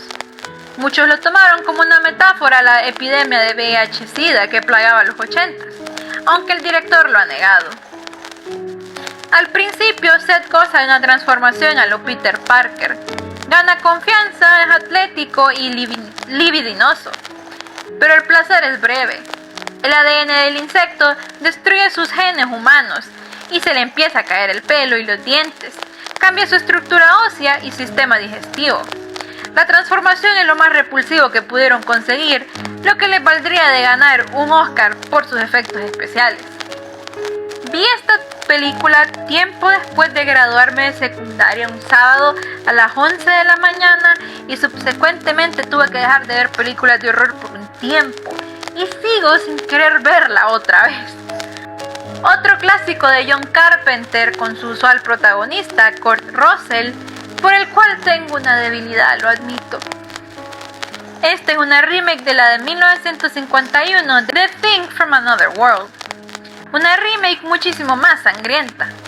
Se podría decir que fue ignorada en su época, pero ahora es considerada un triunfo de los efectos prácticos y especiales. Y filosóficamente hablando nos obliga a pensar en lo que nos hace ser humanos. O, ¿qué es un humano en realidad? Su final lúgubre con los últimos dos sobrevivientes sometiéndose a una especie de suicidio por hipotermia. Uno de ellos, ninguno o ambos podría ser la cosa. Y el hecho de que no hay aliento saliendo de la boca de uno de ellos cuando habla tiende a crear más dudas que respuestas. La resolución es que no hay ninguna. No destruyen al alienígena, los humanos no se declaran la raza superior. Como bien pudo haber muerto, pudo haber sobrevivido y escapado al mundo de afuera. No sabemos qué sucedió al final. Eso es lo aterrador. El éxito de estas películas era medido por lo choqueante que podían llegar a ser. Estamos hablando de penetración, amputación e implosión y explosión del cuerpo. Esto es cine, gente. Los distribuidores las anunciaban en base a su nivel de mutilación y asesinato, y eran muy fácil verlas. Cualquiera que tuviera un VCR podía poner la cinta cuantas veces quisiera, pero no olvide rebobinarla antes de devolverla. En teoría tendrían que tener restricciones, pero los dueños de las tiendas de videos ignoraban esta ley, obviamente para poder rentar estas películas que generaban mucha plata. Se pasó una ley en el Reino Unido para prohibir este tipo de películas como respuesta a las demandas hechas contra los creadores de The Evil Dead, pero al otro lado del charco igual se seguían viendo estas cintas que ahora contaban con más interés al ser promocionadas como prohibidas en otros países. Muchas de estas no son recordadas, a excepción de una que creó una notable ola de controversias por su contenido, específicamente por una escena muy gráfica de violación. Fue prohibida en diferentes países, sufriendo una enorme censura y aún así consiguió el estatus de clásico de culto, y su franquicia sigue sacando películas y series de TV en la actualidad. Este es The Evil Dead.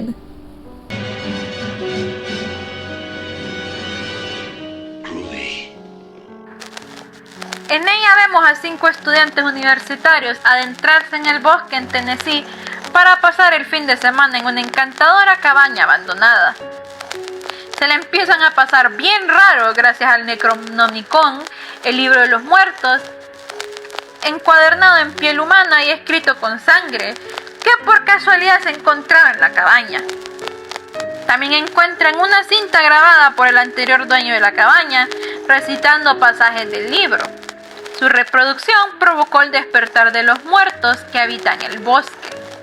La controversial escena sucede cuando Cheryl es hipnotizada y sale de la cabaña y es abusada por las ramas de un árbol.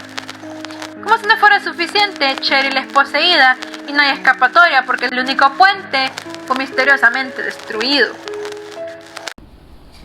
Muchas de las películas que salen de esta década le dieron pase a la creación de franquicias que variaban en calidad y éxito. El cine es tanto un arte como un negocio y los estudios tendrían que estar locos si no aprovecharan a sacarle todo el jugo al contenido de estas películas. A la gente le gusta la familiaridad. Ya conocían a los actores y a sus personajes y amaban la historia, así que era una compra segura de boletos de cine. Si algo aprendimos de los 40 es que por más amor que le tengas a la historia, la gente puede aburrirse. Y replicar la magia de estas películas una segunda, tercera, décima vez era difícil. Y con cada película que pasaba, se volvía casi imposible. La realidad es que no todos necesitan una secuela, menos 10.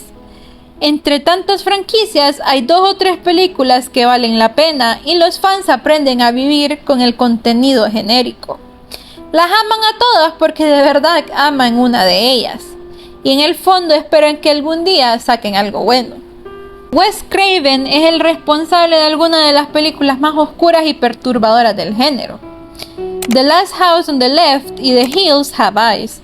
Y en 1984 le dio inicio a una franquicia muy lucrativa de la mano de un monstruo de su creación, Freddy Krueger. Este hombre lleno de cicatrices que lleva el nombre de un bravucón de la infancia de Craven es un asesino lunático que busca venganza. No se esconde en las sombras, sino que en tus sueños.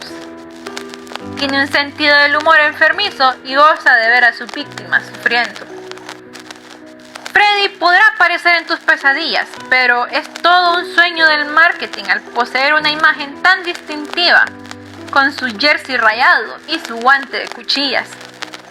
Sus víctimas de preferencia son adolescentes, a los cuales mata mientras duermen, matándolos a todos excepto a uno, a Nancy, la chica final. ¿O no es así? Como tal, cubre los traumas que se enfrentan en la adolescencia. Nancy sufre de ansiedad social y la relación con sus padres no es la mejor. La sexualidad también es mostrada en una forma muy freudiana. Por ejemplo, una de las muertes mostrando similitudes a una violación.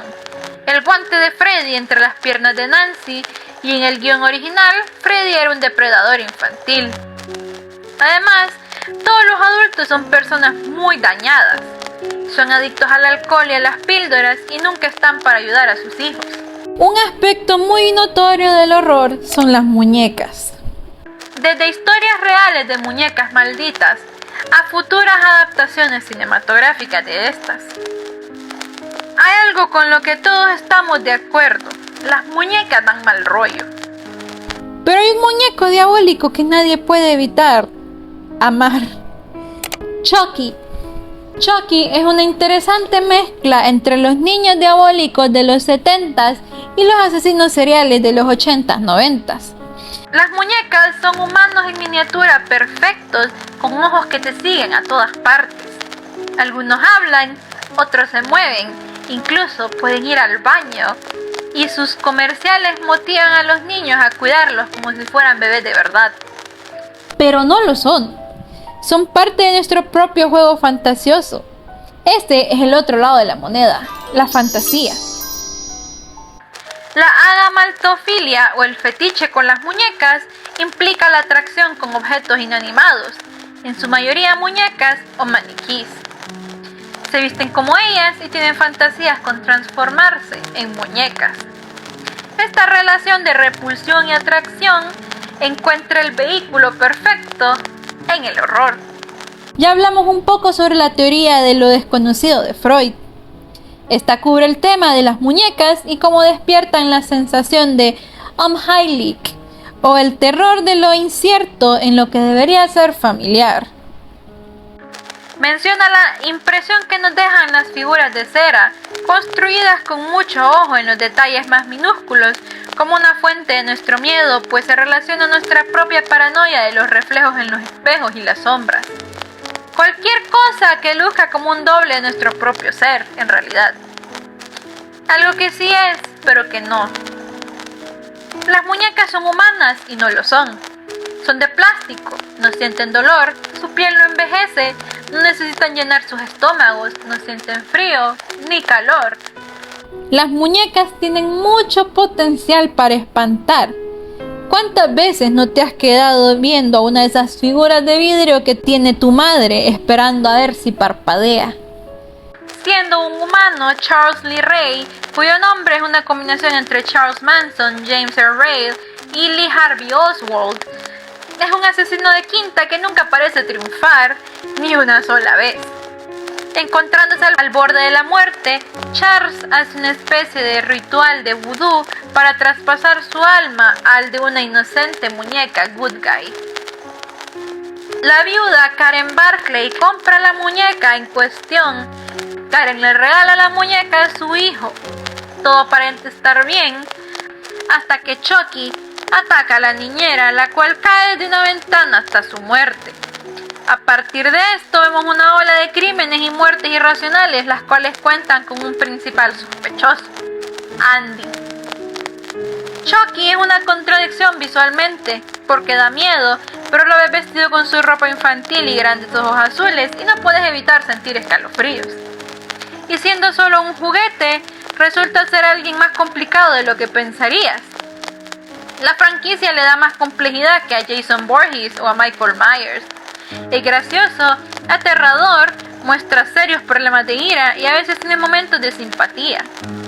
No puedes evitar preguntarte qué tan ideal podría ser pasar el resto de tu vida como un muñeco de plástico. Muchas veces vemos muestras de sus habilidades que se asemejan a lo sobrenatural, pero también las limitaciones de una vida plástica. En lo que va de la franquicia, sus acciones se vuelven más hilarantes y no puedes evitar amar al hijo de perra. Esto en parte porque el escritor original, Don Mancini, tuvo el control creativo a lo largo de todas las películas. Como la mayoría de películas que hemos cubierto, Child's Play generó controversia. Un grupo de protestantes se plantó en la entrada de MGM pidiendo que prohibieran la película, pues se supone que incitaba a la violencia entre los niños. Child's Play 3 fue citada como la inspiración para 2 asesinatos en Reino Unido en 1992 y 93. En uno de estos obligaron a Susan Caper a escuchar una cinta que repetía la frase "Soy Chucky, ¿quieres jugar?". En respuesta a esto, el director defendió a la cinta explicando que quien veía la película de horror y se dejaba influenciar por ella ya estaba mal de la cabeza para empezar. Si te pregunto ahora mismo quién era el asesino de las películas de Viernes 13, ¿dirías que fue Jason? Si es así, te ganarías como 29 cuchillazos de parte de Ghostface. En los 80s utilizaban mucho un escenario que al menos para mí, en lo personal, es lo peor que podría pasarle a un ser humano. Irse de campamento. No puedo pensar en peor castigo que tener que dormir en una cabaña de 2000 años que esté en medio de la nada. Los horrores del campamento de los 80s nos darían a conocer a uno de los villanos más ilustres del género, el prácticamente inmortal Jason Voorhees. Esta década vio un incremento en la tensión hacia las vidas de los adolescentes, siendo una era muy prolífica para las historias sobre la secundaria, noviazgos falsos, crushes no correspondidos, padres que apestan y si encontrarás pareja o no para el baile. Y el horror claramente no se quedó atrás. A menudo los horrores de campamento veían como sus presas a adolescentes estúpidos cuya sentencia de muerte era satisfacer sus necesidades carnales. Aquí conoceremos el campamento Crystal Lake, el cual muchos de los residentes del pueblo piensan que está maldito debido a la cantidad de hechos lamentables y misteriosos que han sucedido aquí. Aun con esa historia, el dueño quiere reabrirlo y darle nueva vida. Lo que este no sabría es que terminarían quitando muchísimas vidas, otra vez. Presenciaremos una ola de asesinatos crueles a personas que realmente no habían hecho nada malo y nos preguntamos no por qué, sino quién. la revelación del asesino en la primera película es interesante para mí, pues algo que veíamos mucho en los 80s era la relegación de los padres en el cine a personajes secundarios. O eran unos hijos de la chingada, o era el prototipo de los padres americanos promedio. Y el rol de las madres en particular era presentado como algo benevolente, asexual. Eran abnegadas y te servían limonada y galletas en un día caluroso de verano. El hogar era su objetivo primordial y harían cualquier cosa por sus hijos. En nuestro caso, la señora Voorhees sería capaz de asesinar para vengar a su hijo. Y ese cambio de rol maternal es lo que me encanta de esta película. El hecho de que te presentan a una madre y por un momento caes en su trampa y quieres confiar en ella porque es una señora. ¿Qué daño podría causar? Y luego te das cuenta. El peligro está al alcance del abrazo de tu madre. La primera, al menos, no trata de ser divertida ni cínica. De hecho, es el perfecto arquetipo de un slasher, pero yo la encuentro bastante entretenida y siempre me la paso muy bien cuando la veo, a diferencia de los campistas.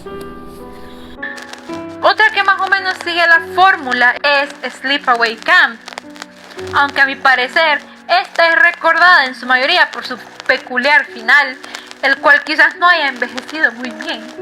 Por último, quiero mencionar una película que existe en su propio universo en el horror y tiene una de mis actuaciones favoritas. Por supuesto, estoy hablando de Possession de 1981. Este filme franco-alemán cuenta la historia detrás del divorcio del director, añadiéndole algunos toques de horror psicológico que todo divorcio debería tener.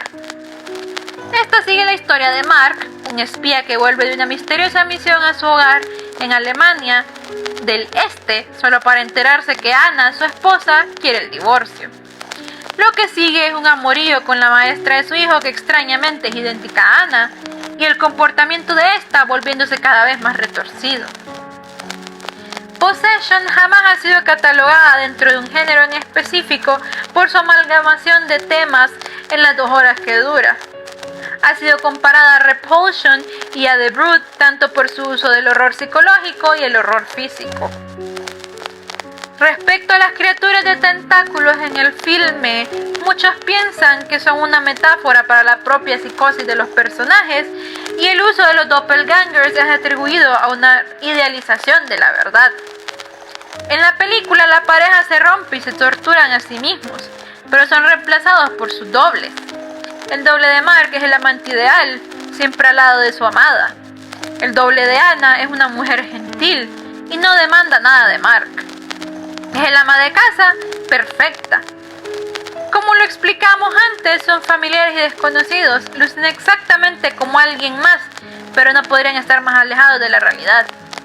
Es la misma cara que siempre has visto, pero aún así te resulta desconocida. También existe un subtexto político al haber escogido a Berlín como el escenario de la historia. Este era el lugar menos remoto desde Polonia y otros países del bloque socialista europeo. Ambas casas que vemos en la película están localizadas cerca del muro de Berlín y la película como tal tiene tintes de thriller de espías. Mark abandona su trabajo de espía para enfocarse en su familia. Anna abandona su familia para ser una agente de fuerzas del mal. Y al tomar lugar en el Berlín de la era de la Guerra Fría, vemos el divorcio de la historia como una representación de la separación de una nación y el muro que lo divide. Claro, Berlín tendría una mejor resolución que esta pareja. Possession fue baneada por una multitud de razones. Es bastante explícita en cómo muestra escenas de arrumacos entre Anna y el monstruo, la escena en la que se corta el cuello con un cuchillo eléctrico y la icónica escena de la estación de trenes.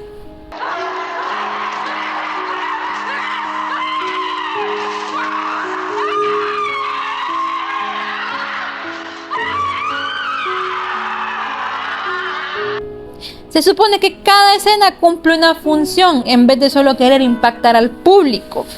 Arte o no, los moralistas se opusieron por completo a la cinta. Cabe notar que en los 80 se dio el pánico moral de las videonasties, películas que se preocupaban por una sola cosa: asquearte tanto al punto de horrorizarte. Aún con su prohibición en el Reino Unido, la película se ha convertido en un clásico de culto, y si has visto esas recopilaciones de ira femenina en TikTok, definitivamente habrás visto un clip de esta película.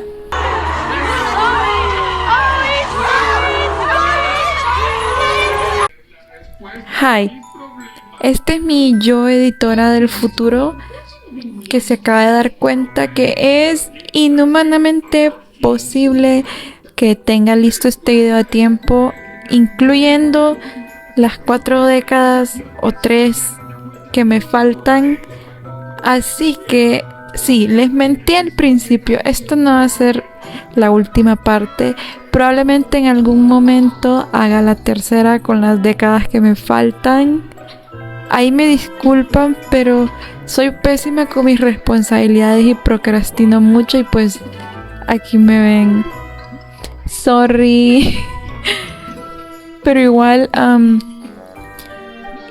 he olvidado grabar una despedida, así que yay, gracias por ver 2 horas casi de contenido. De verdad que valen oro si lo lograron, o si lo hicieron. Se los agradezco mucho y lo aprecio mucho, porque trabajé muy duro en esto. Y no olviden suscribirse, por favor, y darle like, y que compartanlo con sus amigos, porque literal casi me he quedado ciega haciendo esto, y mi teléfono y yo lo vamos a apreciar mucho. Así que eso es todo. Feliz Halloween, espero que se la hayan pasado tan icónico como yo. Y pues nada, esa es mi despedida, y gracias, y lo siento de nuevo. Y nos veremos en la próxima. Bye, bitches. Happy Halloween.